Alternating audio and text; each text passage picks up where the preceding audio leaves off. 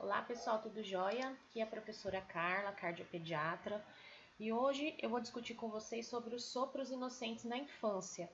Então a gente sabe que existem as alterações patológicas do coração, mas nós deixamos para discutir com vocês aquele sopro que é inocente, que não tem nenhuma repercussão dentro do coração da criança. Então, quando a gente fala de sopro para os pais, quando a gente dá esse diagnóstico de sopro para os pais, é um diagnóstico que assusta muito. Então, o intuito dessa aula hoje é mostrar para vocês que nem todo sopro é patológico, nem todo sopro é doença e que não precisamos assustar os pais. Então, o que é o sopro inocente? O sopro inocente é uma alteração da ausculta que vai ocorrer sem nenhuma normalidade anatômica ou funcional desse coração. Então, o coração tem as suas 4 cavidades bonitinhas, a aorta normal, a artéria pulmonar normal, porém, a gente acaba ouvindo, quando colocamos o esteto ali no tórax da criança, a gente acaba ouvindo aquele ruído, né? E muitas vezes, é o que eu falei para vocês, acabamos assustando os pais, que a maioria acredita que seja um problema sério, a maioria acredita que a criança vai cursar com alguma alteração, sendo que isso é muito comum na infância. Então, 50% a 70% das crianças vão ter algum tipo de sopro, vão apresentar um sopro na infância ou na adolescência. E isso é muito comum, principalmente na idade escolar. E a origem desses sopros, por que esse sopro acontece, né? Por que a gente ouve? Se o coração é normal, por que ouvimos esse sopro? Ainda é muito controverso, então fala-se muito de turbilhonamento de fluxos ali dentro, ou até mesmo algum estreitamento não patológico, é como se ele fosse um pouco menor, tá? Por exemplo, estreitamento na saída do ventrículo esquerdo, onde a gente vai ter o sopro de Still. Nós vamos falar de cada um mais pra frente, tá? O estreitamento na saída do ventrículo direito, ali na artéria pulmonar, que a gente tem o sopro de ejeção pulmonar. O estreitamento nas ramificações das artérias, que a gente vai chamar de sopro supraclavicular. Ou o zumbido venoso, que é um sopro contínuo, que acontece pela turbulência de fluxo ali nas veias inominadas, jugular e subclávia. Então, só para vocês entenderem mais ou menos essa origem, por que eles acontecem.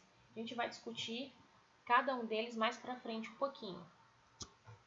Só que antes de entrar nos sopros inocentes, eu quero dar uma revisada com vocês em algumas coisas que são importantes no exame físico, tá? Cardiológico da criança. Lembrando vocês que vocês aprenderam lá no ciclo básico que na ausculta cardiológica a gente tem os focos, foco aórtico, foco pulmonar, foco tricúspide e foco mitral.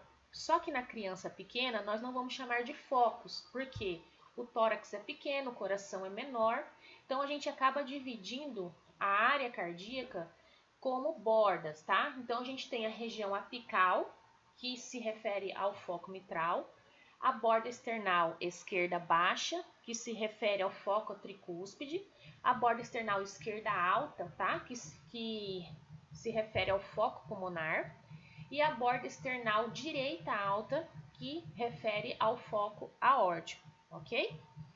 Lembrando vocês também que a gente precisa ter o esteto adequado, né? Não adianta vocês estarem com aquele esteto de vocês gigante, que cobre todo o tórax da criança, então a gente não vai conseguir nem definir esses focos. Então, o ideal é o esteto certo para o tórax certo. Então, crianças pequenas, vocês vão conseguir ouvir melhor com um esteto menor, ok?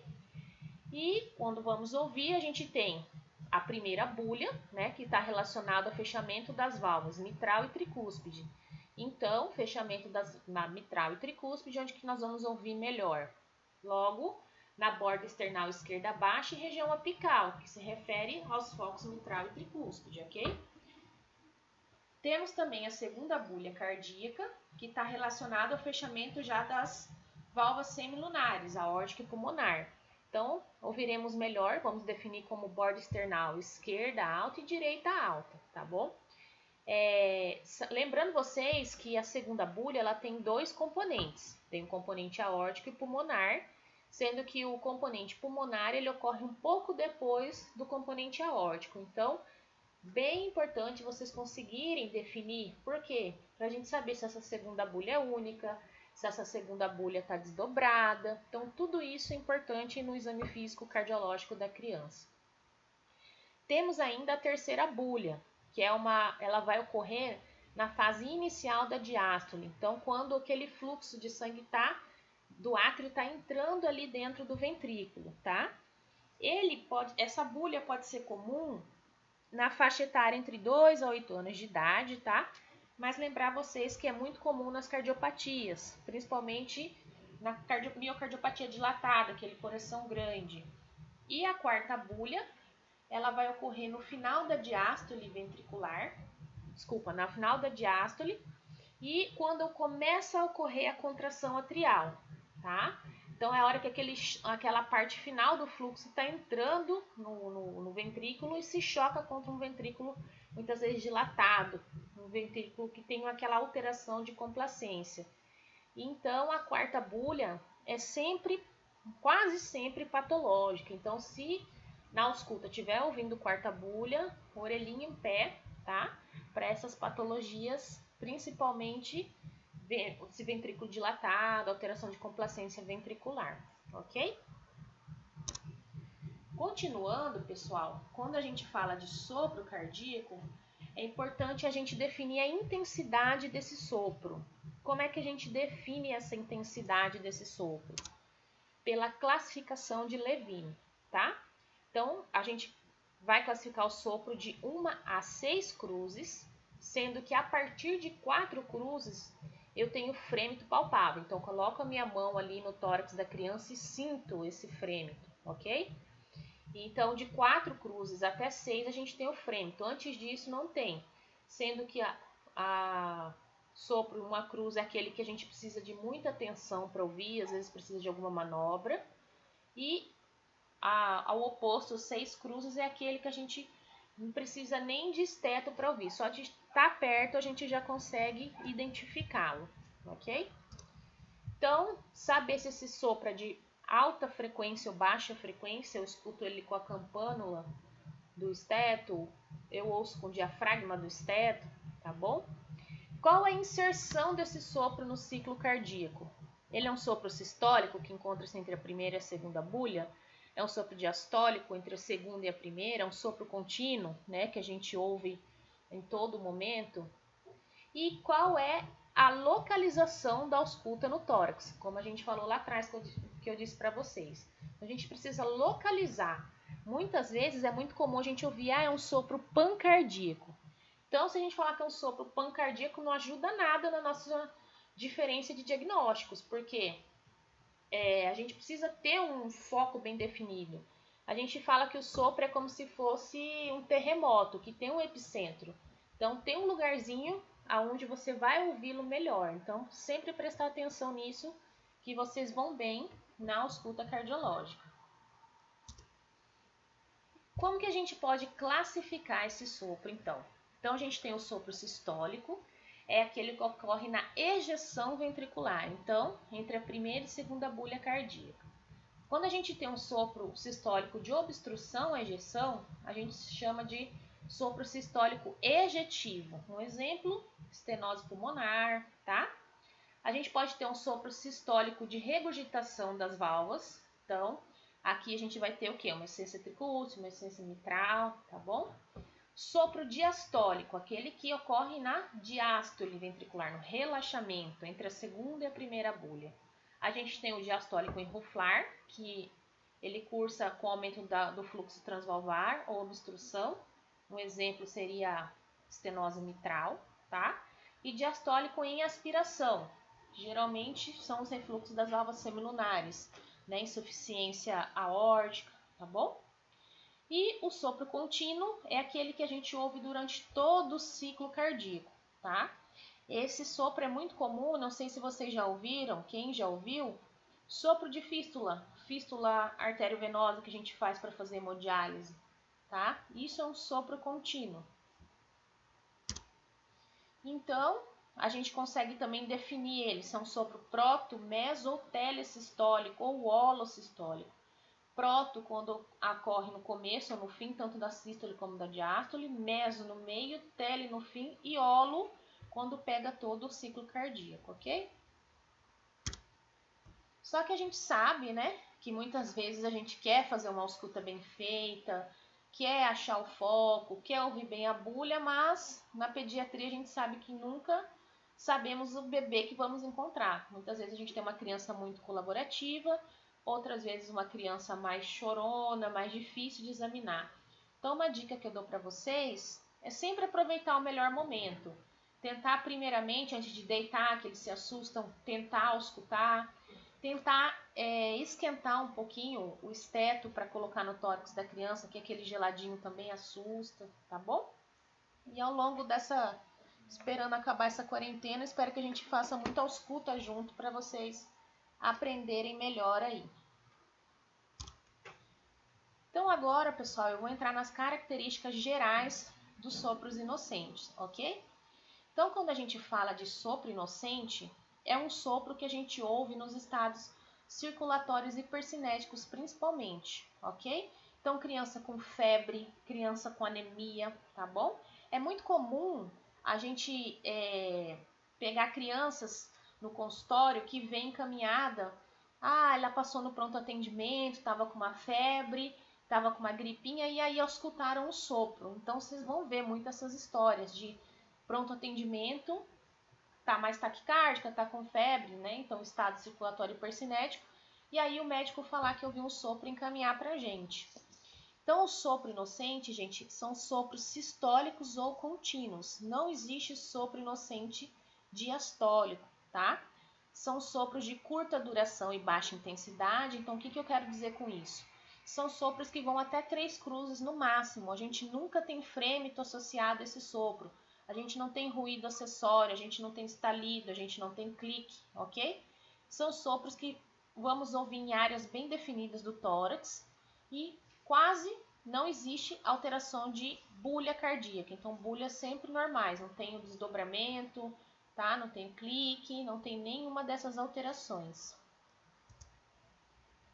Então, são sopros que a gente vai ouvir em pacientes que têm não tem nenhuma história prévia de sopro antes, não tem doença cardiológica, tá? Então é uma criança rígida que vai numa consulta pediátrica de rotina e aí acabam auscultando o sopro. Não é uma criança que tem cansaço, não é uma criança que tem cianose, não é uma criança que tem déficit ponderal, ok? E além disso, vai associar um raio-x de tórax e eletrocardiograma normal. Então, exames complementares sempre normais, ok? Então, quais são os tipos de sopro inocente? Então, a gente tem o sistólico, que nós vamos falar mais para frente, que é o estilo mais comum, o sopro supraclavicular e o sopro de foco pulmonar. Diastólico, como eu falei para vocês, não existe. E o sopro contínuo, que é o zumbido venoso ou um venoso, que vamos falar agora de cada um deles. Então, o sopro de estilo, pessoal, é o sopro mais comum, tá? É o sopro inocente mais comum. Ele é detectado em torno de 75 a 85% dos escolares. Raramente ele está presente em crianças menores ou adolescentes. A gente sabe que em medicina 1 mais 1 nunca são 2, então eu já acabei auscultando esse tipo de sopro em crianças menores, mas é mais raro. Então é um sopro localizado na borda external esquerda média, tá? Entre a borda external baixa e o apêndice tifoide, na posição supina. Então, ele vai ocorrer no começo da sístole com características vibratórias. É um sopro de baixa intensidade, tá? Não é barulhento. Eu sei que vocês têm muita dificuldade quando eu falo que é um sopro vibratório.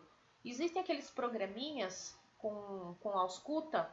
Seria bom se vocês conseguissem baixar no celular para treinar o ouvido de vocês, tá? Então, o sopro de estio é um sopro que pode desaparecer se a gente apertar um pouco mais o esteto no tórax. E ele é um sopro que diminui com a posição ereta. Então, você deita o paciente e ouve bem. Se você sentar, ele é um sopro que pode diminuir ou até mesmo desaparecer. Ok? E aí, a gente tem os diagnósticos diferenciais, tá? Então, o que a gente diria como diagnóstico diferencial para esse sopro de estio? Uma comunicação interventricular pequena, ou uma miocardiopatia hipertrófica, ou uma estenose subaórtica discreta, tá? Só que lembrando vocês que todos esses sopros de CIV, miocardiopatia hipertrófica, estenose subaórtica, Eles não têm característica musical, são sopros de maior intensidade, são sopros que não vão alterar. Você pode sentar, deitar o paciente que a ausculta é a mesma. São sopros que podem ter frêmito, são sopros que podem ter alterações na criança com baixo ganho ponderal, criança taquidispneica. Então, toda essa clínica pode estar relacionada aos sopros patológicos, tá? Que nos ajuda a diferenciar dos sopros inocentes. Outro tipo de sopro inocente é o sopro de ejeção pulmonar. Esse já é um sopro que a gente encontra em crianças maiores também, adolescentes e adultos jovens. É muito comum na faixa etária entre 8 a 14 anos de idade. É um sopro que é melhor audível na borda external esquerda alta, ou seja, na região ali do foco pulmonar. Ele é um sopro proto-sistólico ejetivo de baixa intensidade. Não é um sopro que vibra como de estilo, tá? E também vamos ouvir ele melhor na posição supina. E esse sopro é melhor audível ainda em pacientes que têm o pectus escavado ou aquela cifescoliose, que deixa o tórax um pouco mais para frente, então a gente consegue ouvir melhor. E aí a gente vai fazer diagnóstico diferencial de uma CIA, por exemplo. A CIA é uma comunicação interatrial, como vocês veem aqui no segundo desenho, tá? É um defeito no septo interatrial que faz com que o sangue venha do átrio esquerdo para o átrio direito. Com isso, a gente tem um hiperfluxo, tá? Além do sangue que entra do lado direito, tem mais o fluxo que vem do átrio esquerdo. E com isso a gente tem uma grande quantidade de fluxo que vai para essa artéria pulmonar, gerando ali um atraso do fechamento da válvula pulmonar, fazendo com que a gente ouça um sopro nessa região também, só que com um desdobramento fixo dessa segunda bulha, ok? Como eu falei para vocês, o sopro inocente a gente não tem alteração de bulha, tá? Então, o diagnóstico que a gente faz de diferença aí seria uma CIA ou até mesmo estenose da válvula pulmonar. São sopros que nós vamos escutar na borda external esquerda alta do coração, ou seja, na região do foco pulmonar. Temos também, pessoal, o sopro de ramos pulmonares. Esse aqui, para quem está passando na anel, é um soprinho muito comum, tá? Que a gente sempre é chamado no berçário por conta da história de um sopro. Ele é muito comum, principalmente nos prematurinhos. Então, ele é um sopro que acontece porque o ramo pulmonar, o bebê está ali dentro da barriga da mãe, voltando ali na circulação fetal, o fluxo quase não vai para os pulmões. Então, aquela artéria pulmonar, ela é uma artéria um pouco menorzinha, tá? Principalmente nos prematuros. Então, o que que acontece? É como se a gente tivesse uma hipoplasia relativa. Na hora que o bebê nasce, que o fluxo começa a passar ali, ele é um pouco menorzinho e aí o fluxo turbilhona naquela região e a gente ausculta o sopro. Então, a persistência desse sopro após 6 meses pode até ser patológico. Então, é um sopro melhor auscultado na região da borda external esquerda alta, tá? É um sopro sistólico de baixa intensidade e ele pode até ter uma discreta irradiação para o dorso, porque o bebê é pequenininho, ok?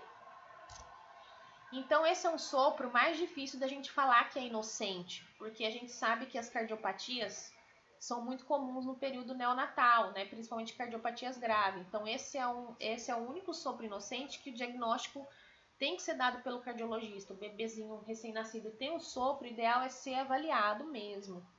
E o diagnóstico diferencial fica mesmo a estenose pulmonar e a estenose dos ramos pulmonares. A gente ainda tem o sopro carotídeo ou sistólico supraclavicular. Então, esse sopro é um sopro que é difícil ouvir porque quase ninguém ausculta a região do pescoço. Então, criança, a gente tem que auscultar a região do pescoço, tá? Esse sopro a gente ouve em crianças de qualquer idade. Então, a gente vai ouvir ele melhor acima das clavículas, na fossa supraclavicular direita, tá? Ele tem um timbre mais baixo, de início abrupto, e ele vai ocorrer mais ou menos na metade ou 2/3 da sístole ventricular. Ele diminui a intensidade quando a gente faz hiperextensão do ombro, tá? Então, se a gente hiperestender o ombro, é um soprinho que diminui ou até some. Então, ele é muito comum, né, com as alterações próximo da borda external direita alta. Então, estenose aórtica, a válvula aórtica bicúspide, tá? Lembrando que na maioria das vezes, quando a gente for fazer esse diagnóstico diferencial, a gente vai ouvir, como eu falei para vocês, o epicentro. Então, vai ser no foco da base, borda sinal direita alta, borda sinal esquerda alta. E a irradiação para o pescoço, não que no pescoço vai ser mais alta. Então, assim a gente faz o diagnóstico diferencial. E temos também o zumbido venoso, que é o único sopro inocente contínuo, tá? Ele ocorre na criança entre 3 e 6 anos de idade. Ele é audível na parte anterior baixa do pescoço, na região supraclavicular. E ele pode até se estender para a região infraclavicular dos dois lados do pescoço. Se a gente acabar virando a cabeça para o lado oposto, a gente acaba fazendo essa compressão da veia jugular e esse sopro pode até sumir. E o diagnóstico diferencial que a gente tem, geralmente são as fístulas, né? Fístula é sopro contínuo. E se a gente estiver ouvindo do lado esquerdo, a gente faz o diagnóstico diferencial com canal arterial também. Então, aqui é só um desenho para ilustrar vocês onde a gente ouve melhor cada sopro. Então, o sopro sistólico vibratório distil, sopro de ejeção pulmonar, o zumbido venoso, onde a gente ouve melhor, e o sopro carotídeo. Mostrando aqui para vocês o desenho, a intensidade, quando ele é mais alto e quando é mais baixo. E como que a gente investiga um sopro inocente? Falamos de todos. Como é que eu faço a investigação desse sopro? Então, geralmente a gente vai pedir pelo menos um raio-x, um eletro e nos grandes centros um ecocardiograma. Lembrando vocês que todos vão ter resultados normais, tanto radiografia de tórax, quanto eletro, quanto eco, tá? Quando é necessário um diagnóstico mais detalhado, a melhor opção é a gente encaminhar mesmo lá para o cardio. Então, o que eu quero sempre orientar vocês? Muitos de vocês vão ir para o interior, tá? Muitos de vocês vão trabalhar no interior, então eu quero orientar vocês sobre o sopro inocente, porque muitas vezes, professora, eu ouvi um sopro numa criança que era previamente IGE, então lá vocês não vão ter o eco, mas vocês vão ter o raio-x, vocês vão ter o eletro, então vocês vão conseguir ter uma noção se isso tem uma repercussão mais grave ou não, para poder enviar mais rápido essa criança ou essa criança poder aguardar na rede, que a gente sabe que o sistema é superlotado. Então, falando um pouquinho do raio-x de tórax, aqui é só para mostrar para vocês, né, a radiografia póstero anterior, ventrículo direito sempre na frente, sempre anterior, tá? Perfil, como é que a gente vai ver esse coração ali dentro. E como é que a gente faz então, professor? Eu pedi um raio-x, e aí, como que eu sei que esse raio-x está normal, não está normal? Então, o mais comum é a gente fazer o índice cardiotorácico, tá? Então, primeira coisa, o raio-x não pode estar rodado. Então, a gente traça uma linha média na coluna, tá? E vai medir essa linha média da coluna até o bordo cardíaco direito, essa linha média da coluna até o bordo cardíaco esquerdo, dividido pelo diâmetro torácico transverso total.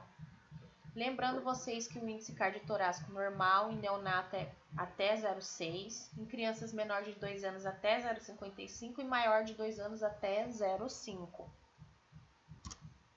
Então aqui só para mostrar para vocês um raio-x com aumento de átrio direito. Vocês percebem essa proeminência aí na região superior direita da silhueta cardíaca. Aqui um aumento do ventrículo direito, né? Você percebe que a ponta do coração se elevou. A gente percebe muito o aumento de VD numa patologia que a gente chama de raio-x em bota, que a tetralogia te falou. Muito comum a gente observar esse aumento. Quando a gente tem aumento do átrio esquerdo, a gente tem um duplo contorno cardíaco. Tá até difícil de enxergar aqui do lado direito. Às vezes a gente faz esse duplo contorno, tá? Significando que o átrio esquerdo que está um pouco atrás está aumentado. Aumento do ventrículo esquerdo no raio-x, então a ponta do coração desvia para a esquerda, ela mergulha dentro do diafragma, tá bom, pessoal? E a outra coisa importante que nós vamos observar no raio-x é o fluxo pulmonar, que a gente tem cardiopatias de hiperfluxo e de hipofluxo. Então, quando eu tenho uma cardiopatia de hipofluxo, a gente percebe essas imagens hilares diminuídas, os campos pulmonares estão bem escurecidos, a vasculatura pulmonar bem pobre. Diferente do hiperfluxo pulmonar, que a gente tem esse hilo aumentado, essa trama bem visível, tá bom? E no eletrocardiograma, quais são as alterações que eu posso ter, né? Lembrando vocês que no nascimento é normal a gente ter uma sobrecarga fisiológica do ventrículo direito, que é o que a gente usa ali dentro, né? O que o bebê vai usar dentro da barriga da mãe. E isso vai mudando conforme o bebê vai crescendo. Então, tem que saber ler esse eletrocardiograma da criança, que ela tem as particularidades muito diferentes do adulto. E o ecocardiograma, né, é o exame padrão ouro, tá? Para fechar o diagnóstico, para ter certeza que não tem nenhuma alteração ali dentro do coração. Como eu falei, tem que saber interpretar os exames da criança, tá? A criança não é um mini adulto, então a criança tem as particularidades diferentes do adulto no no ecocardiograma. E aí, professor, então quando que eu encaminho? Eu estou lá no interior, eu recebi uma criança de 5 aninhos, que não tinha nenhuma história, criança rígida, e eu coloquei o meu esteto, fui examinar, eu escutei um sopro. Então, quando que eu encaminho para a senhora? Então, você vai encaminhar quando tiver um sopro ou qualquer outra alteração na ausculta com característica patológica, aquele sopro 4 cruzes que tem frêmito, tá bom? Criança que tem clínica, tá? Apesar, o sopro pode até parecer inocente, mas a criança tem sintoma, tem alteração no exame físico, ok? Criança que pertence a grupo de risco para doença cardiovascular, mesmo que não tenha nenhuma alteração, então principalmente pacientes sindrômicos, tá? Então esses são importantes sempre estar encaminhando para a gente avaliar. Crianças menores de 1 ano, tá? Especialmente crianças que no período neonatal tiveram alguma coisa suspeita, tá? Para doença cardiovascular. Criança que teve diagnóstico inicial de sopro inocente, mas durante o segmento apresentou alguma alteração. Então a gente sabe que a criança pode nascer teoricamente rígida, com coração normal, mas a gente tem doenças adquiridas, como febre reumática. E criança que tem algum exame com alteração, eletroalterado, raio-x com área cardíaca aumentada, ok? Então a conduta, o que a gente faz? Se é um sopro inocente, então eu tenho eletro normal, raio-x normal, eco normal, eu vou dar alta e orientar adequadamente, né? Acalmar a mãe, como eu disse para vocês, um diagnóstico que assusta demais. Então, orientar que não tenha nenhuma alteração no coração e encaminhar para o pediatra seguir consulta de rotina normal. Se eu suspeitar que é patológico, eu vou investigar e definir a etiologia. E na dúvida, gente, sempre investigar, tá bom? Lembrando vocês aí, então, que o sopro cardíaco é o principal motivo de encaminhamento para nós no ambulatório, seguido de dor torácica e síncope, que uma avaliação bem feita do pediatra é fundamental para evitar muitos estresse de pai, como eu falei, para evitar encaminhamento desnecessário, sobrecarregar a rede, e saber que na maioria das vezes alterações representam variação normal, né? Na maior parte das vezes são sopros inocentes. Certo, pessoal? Então é isso. Eu queria deixar vocês a par desse conteúdo, que existe sopros que não são patológicos, tá? Que vocês entendam como auscultar, que vocês consigam fazer esse diagnóstico diferencial. Eu não quero que vocês saibam, é uma CIA, é uma CIV. Eu quero que vocês entendam, esse sopro pode ser inocente ou esse sopro pode ser patológico, tá? É esse diagnóstico, esse raciocínio que eu quero de vocês agora no 5º ano. A gente vai acabar vendo algumas cardiopatias que passam no ambulatório, a gente vai acabar discutindo algumas delas, mas o que eu quero que vocês entendam e foquem agora no 5º ano é saber auscultar e saber diferenciar o que é normal daquilo que não é, tá? Eu estou à disposição, qualquer dúvida no WhatsApp, se vocês tiverem alguma pergunta, alguma coisa, tá bom? Estou à disposição para ajudar. E eu gostaria que vocês lessem pelo tratado, tá muito bom o capítulo de exame físico, tá? No tratado de pediatria. Beleza, pessoal? Obrigada pela atenção, desculpa qualquer coisa, não estou acostumada ainda com as videoaulas, mas se precisarem de qualquer ajuda, estou aqui. Um beijão para vocês.